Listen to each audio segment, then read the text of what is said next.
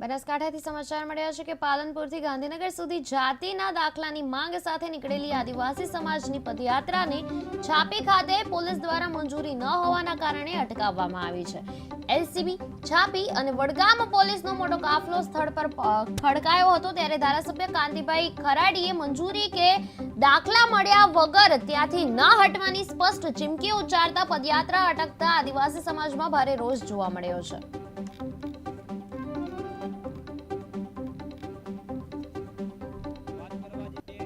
તો આપણો ભારત દેશ એ લોકશાહી દેશ છે અને લોકશાહીમાં જ્યારે આપણા અધિકારોનું હનન થાય, આપણા અધિકારો છીનવાય, ત્યાં આપણું શોષણ થતું હોય, ત્યારે શોષણ સામે બોલવાનો આપણને બંધારણે અધિકાર આપ્યો છે।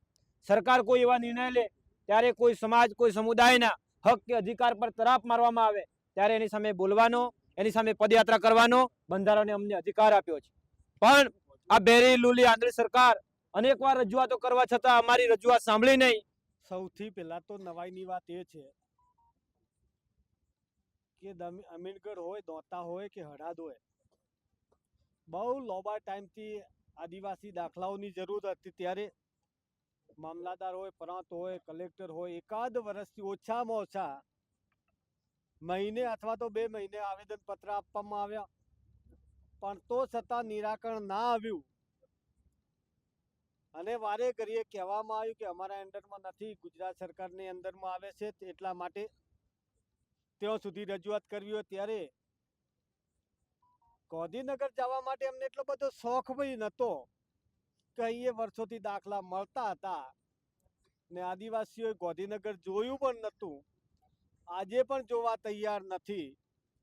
ને દુઃખની વાત એ છે કે દાખલા ના મળવાના લીધે આજે ગાંધીનગર જવા માટે નીકળ્યા અમે।